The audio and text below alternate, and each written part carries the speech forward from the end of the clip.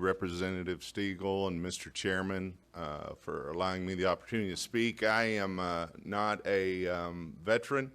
I am just your average guy that happens to teach and coach in this great state, and I am privileged and honored to be able to speak to you.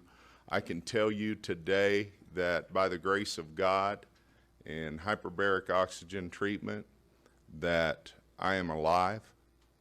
I have struggled with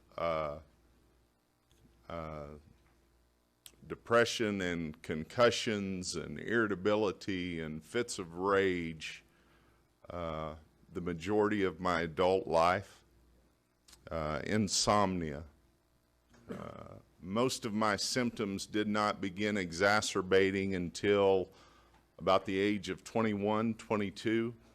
I was married when I was 21, and short thereafter, my wife and I look back on those days and see, I thought it was just stress, you know, the stress of life. And while those could be some of the circumstances that triggered that, I look back on playing football in junior high and hitting and seeing bright lights. And of course, I grew up in the country, and I was taught to be tough. I wanted to be a bull rider growing up, and that was my CB handle. We didn't have cell phones when I was a kid. And on the CB, I was bull rider. And my stepdad and step-grandpa taught me that you were only tough if you could put 2 chews of Red Man in your mouth. And the longer you kept it in there, you were tougher, the tougher you were. And that was my mentality. I wasn't the best athlete on the field, but I was bound and determined to be the toughest. And when I would hit, even in junior high, I would see bright lights. And I remember going on into high school, and literally almost every game, after at least one big hit, I would feel as though I was in a dream, and it was as if I was having an outer body experience, and I just thought it was me. I never got knocked out.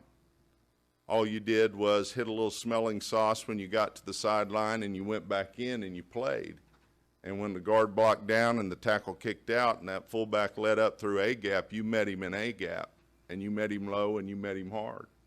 And that's what I was taught. The pictures that are up on here, I Googled myself, which was kind of a weird deal, and it's a humbling experience when nothing pops up. That is one of the most devastating hits that I was ever a part of. In that middle picture, I'm running back, and our tailback, Pinky Hurley, catches the ball and has about a 20-yard sprint, and we're playing Mesa State College. That's my sophomore year of college. And I'm running, and I've got a 30-yard sprint, and Pinky passes me, and I hit the guy, and I flip him, and I fall down on the ground. And when I get up, my vision is split. And on the left side, I have green gel. It's like someone's poured green gel down the left side of my vision. And I'm trying to run off the field, and I'm falling down, and I'm getting up, and I'm running like I've been spinning in circles. And finally, they get me to the sideline. I play the rest of the game, and I do not remember any of that game. And it was what they called a second-degree concussion that put me out of my college career, late into the season of my junior year of college. And there went my full scholarship. But that's not the bad part. The bad part is what came on later in life, all the symptoms, the fits of rage with my children, the fits of rage with my wife, the embarrassment of having to move every 2 or 3 years because you get crossways with someone at work, and it's going to be either I'm going to get fired or I need to move. And the straw that finally broke the camel's back for me was actually getting fired. And I had been practicing for 2 weeks with my 12-gauge shotgun. And we heard our friends speak about chewing on the end of that shotgun. I know what that feels like. And I'm telling you, it's concussions that did it for me. My father chose to take his life when I was 16 months old. And it was a dream of mine to be a healthy dad and a healthy husband. I remember being a little kid living in Wellston, Oklahoma, 4 miles south of town on a red dirt road with a wooden bat I bought from Sears that I saved up from mowing yards, and I'd hit gravel across the road, and I could hear that gravel spin bzzz, off that bat, man. I thought that was cool, and I'd think, someday I'm going to be a dad, and someday I'm going to be a husband, and I'm going to be a daddy, and I'm going to do it like I didn't get to have it. And these concussions almost ruined that for me. And I found myself clicking a shotgun in 2012 before I went to Yukon to coach Colby Baker. And one day my computer messed up, so I just picked it up, I tossed it across the room, and I walked out. And I picked my shotgun up and one turkey shot, because I thought, if you're going to be a bear, be a grizzly, and let's get it done. And thank God my wife was standing in the garage on the phone with our worship pastor. And she began kicking me and screaming at me and saying things that I didn't know that woman could say. And it got my attention. It got my attention. And I called a place called the Amen Clinic and had read a book called Change Your Brain, Change Your Life. And if you haven't read that book, I would definitely encourage you to do that. And I went to the Amen Clinic because I wanted to find out what's wrong with me. And this is what I found out. On the left side, by the way, this cost $4,500, which I didn't have. And I have a friend in our church that one day he asked me to have breakfast.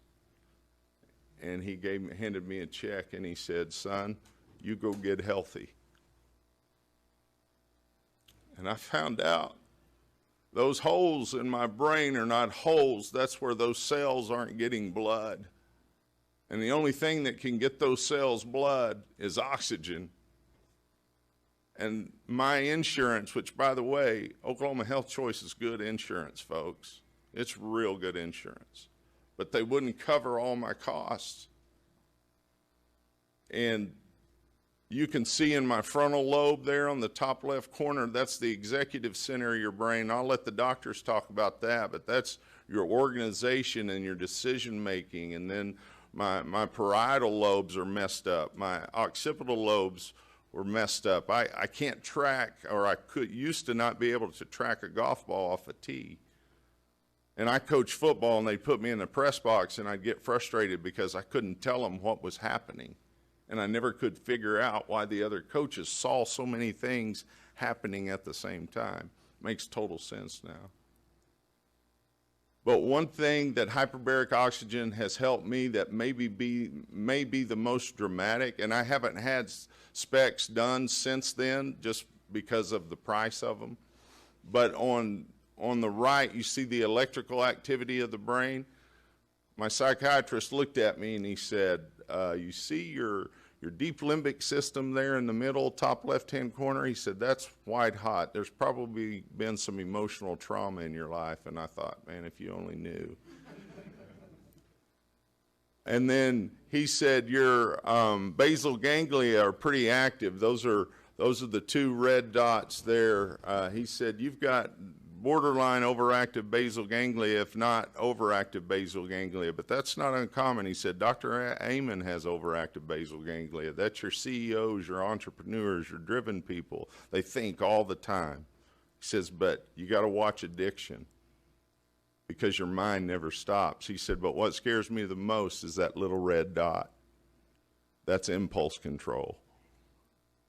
And I don't know, because I don't have the proof to put up in front of you, but I can testify that after 40 hyperbaric oxygen treatments, and I'm going to go back for more, but after 40, my impulse control is better. My mood has been stabilized. And you can ask my wife and you can ask my children. My wife was planning on being here but was unable to make it. I have a healthier relationship with my two kids because my wife has educated them on the problems Daddy has had. And my son, who also was not able to finish his junior year of high school because of having 3 concussions, has received 40 HBOT treatments because of the generosity of Paul and Greg Conrady working with us at Oklahoma Oasis Hyperbaric Oxygen. And today, instead of smoking marijuana to medicate for his anxiety, the young man is in his 4th year of a 5-year master's program to be an architect at the University of Kansas, which is one of the top 14 architecture schools in the world. And so I stand before you by the grace of God, and I can tell you hyperbaric oxygen treatment works.